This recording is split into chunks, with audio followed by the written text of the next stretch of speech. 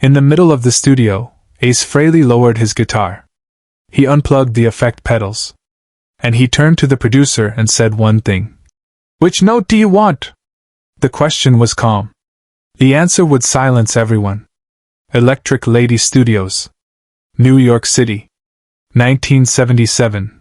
The walls held ghosts. Hendrix had recorded here, Zeppelin had tracked here, the room knew what real sounded like. And today, in Studio A producer named Richard Kline was about to learn what happened when you questioned the wrong guitarist. Ace Frehley stood in the center of the room, surrounded by equipment. His Gibson Les Paul. His pedal board, distortion, delay, chorus, phaser. The architecture of his sound. The machinery that turned notes into spectacle. Richard sat at the mixing console, arms crossed, looking at Ace with the particular brand of skepticism that music industry veterans reserve for people they think are manufactured. "Look," Richard said, not unkindly but not gently either. "I've heard the records. I've seen the shows. The makeup. The fire-breathing. The whole circus. Very impressive. But I need to know something before we move forward with this session." Ace didn't respond. He just stood there, guitar hanging from his shoulder, waiting. "Can you actually play? Without all the production?" The room went quiet. The engineer at the console shifted in his chair. The session bassist in the corner stopped tuning. Everyone understood what had just been asked. It wasn't the words. It was the implication beneath them. "Can you play, or are you just a showman?" Ace looked at Richard for a long moment. Then he looked down at his pedal board. The collection of effects he'd spent years curating, the sonic tools that had become part of his identity. The lights blinked. The circuits hummed. He reached down. Unplugged the cables. One by one. Distortion. Gone. Delay. Gone. Chorus. Silent. The machinery went dark. Then he straightened up, guitar still hanging at his side, and turned to face Richard directly. "Which note do you want?" Ace said. His voice was quiet. Steady. No anger. No defensiveness. Just a simple question that carried the weight of a decade's worth of being underestimated. Richard blinked. "What? You want to know if I can play? Which note do you want me to play?" Ace didn't defend himself. He never did. To understand what happened next, you need to understand what Ace Frehley had been hearing his entire career. He's just the spaceman. It's the makeup that sells. Take away the costume and what's left? He's a character, not a musician. People saw the silver platform boots before they heard the notes. They saw the makeup, the cape, the theatrics. They watched him shoot rockets from his guitar and assumed the spectacle was compensating for something. What they didn't see were the hours in his parents' basement in the Bronx. The blistered fingers. The same blues scale played 10,000 times until muscle memory made it prayer. The Les Paul that was more familiar than his own reflection. Ace had learned guitar the way working-class kids learn anything, through repetition and necessity. No music school. No theory classes.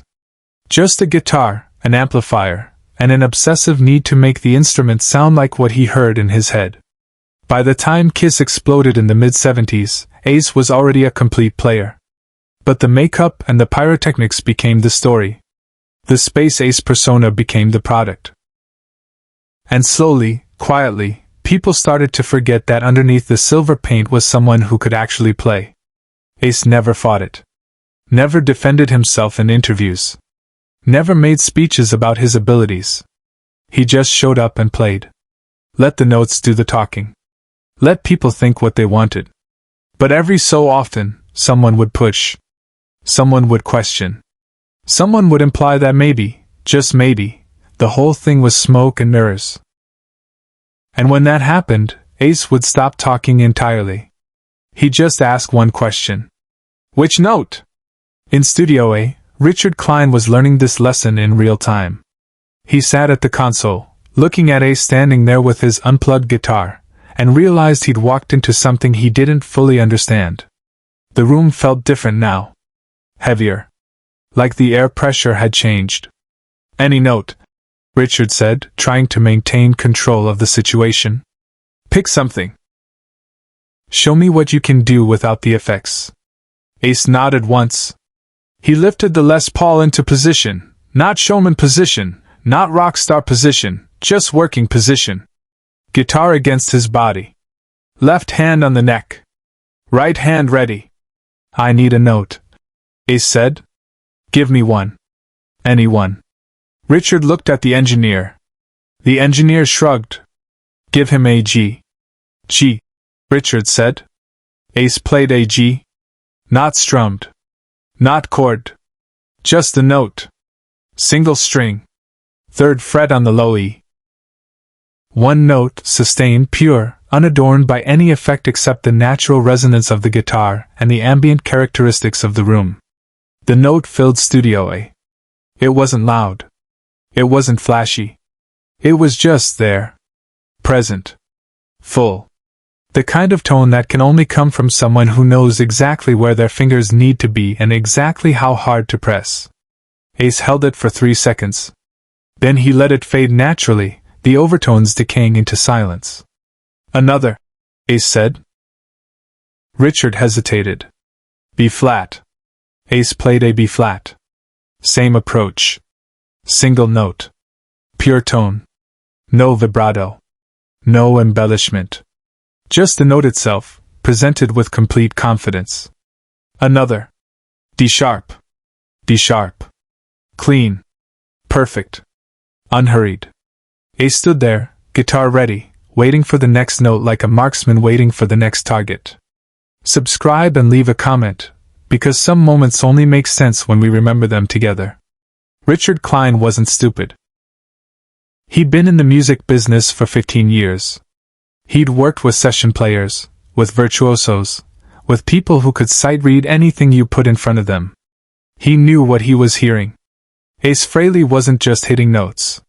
He was placing them. Every single one landed exactly where it needed to be, with exactly the right amount of pressure, with exactly the tone you'd want to hear if you were building something from scratch. No effects meant no hiding. No delay to smear timing. No distortion to add artificial thickness. Just fingers on strings, making sound the oldest way possible. "Keep going," Richard said quietly. For the next 4 minutes, Richard called out notes, seemingly random, covering the entire fretboard, and Ace played them. Each one clean. Each one confident. No hesitation. No mistakes. Just a man demonstrating that he knew his instrument the way a carpenter knows a hammer. The room watched in silence. The bassist had stopped pretending to tune. The engineer had turned his chair to face the floor. Everyone understood they were witnessing something that felt like vindication but looked like patience. Finally, Richard held up his hand. "Okay. Stop." Ace lowered the guitar slightly but didn't move from his position. Richard leaned back in his chair, rubbing his face with both hands. When he looked up, his expression had changed. The skepticism was gone. In its place was something that looked like embarrassment. "I apologize," Richard said. I shouldn't have questioned you." Ace didn't acknowledge the apology. He just stood there, waiting. "But I need to ask you something else," Richard continued. "Can you do that same thing, but instead of single notes, can you build me a solo? Right now. No preparation. Just make something." Ace looked at him for a moment. Then he nodded once. "Give me a key." "E minor." Ace positioned his fingers on the fretboard. He took one breath. And then he played. Away from the spotlight, Ace made a choice no one expected. What came out of that Les Paul wasn't showmanship. It wasn't theatrics. It was architecture. Ace built the solo the way you'd build a house, foundation first. He started with the root notes, establishing the tonal center, letting everyone in the room understand where home was. Then he added the next floor. Chord tones. The essential structure. The pieces that made the progression make sense. Then came the decorations. Passing tones. Chromatic runs. Little melodic phrases that didn't show off but added color. Each choice deliberate. Each note in service of the whole. He played for 90 seconds. No effects. No distortion. No delay to hide behind. Just a guitarist demonstrating complete command of his instrument and complete understanding of how melody works. When he finished, he let the final note sustain naturally until it disappeared into the room's ambient noise. Then he lowered the guitar and looked at Richard. "Do you need another key?" Richard shook his head slowly. He wasn't smiling. He looked like someone who'd just been taught a lesson he should have already known. "No," Richard said quietly. "I don't need another key. I need to apologize again. And I need to ask if you'd be willing to forget I questioned you." Ace shrugged. "We doing this session or not?" "Yeah. We're doing it." "But Ace." "What? Can I ask you something? Off the record?" Ace waited. "How many times has this happened? Someone questioning whether you can really play?" Ace thought about it. "Enough. And you never defend yourself. You never argue. You just do this. Make them call out notes until they shut up. People think what they want to think," Ace said. "Talking doesn't change that. Playing does." He reached down and started plugging his effects back in. Distortion. Delay. Chorus. The lights blinked back to life. The machinery hummed again. "The effects aren't a crutch," Richard said, understanding now. "They're just part of the sound. They're tools," Ace said. "Same as the guitar.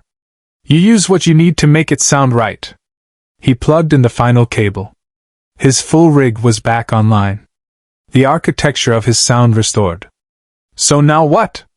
Richard asked. "Now," Ace said, "you tell me what you actually need for this session, and I'll play it." What followed silenced everyone in the room. They recorded for 6 hours.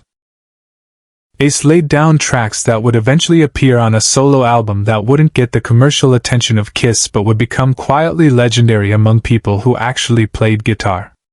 Every take was clean. Every choice was intentional. No wasted notes. No showing off. At one point, the session bassist, a guy named Marcus who'd been playing studios for 20 years, pulled Richard aside during a break. "That thing he did earlier," Marcus said. "Calling out random notes. Making him play them cold. You know what that is, right? A test? It's what you do to session guys. Top-tier session guys.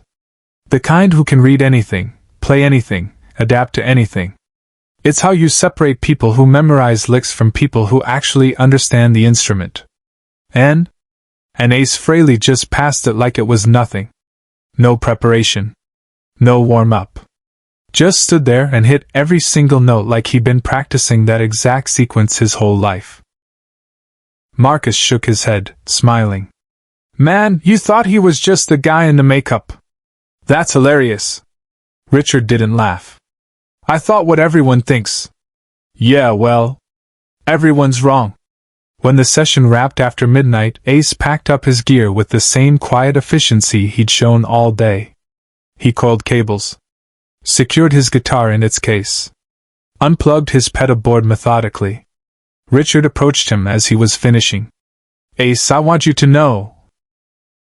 Today changed how I think about you. About all of this." Ace looked at him. "Okay. I mean it. I'm going to tell people. About what you did. About the notes." "Don't." "Why not? You deserve credit for." "Because it doesn't matter," Ace said simply. "Tomorrow someone else will question it. Next week someone else will think the makeup is all there is. It never stops. So I don't worry about it." "Then why did you unplug the effects? Why did you prove it?" Ace thought about that. "Because you asked? And because sometimes people need to learn the lesson. But I'm not going to follow them around making sure they remember it."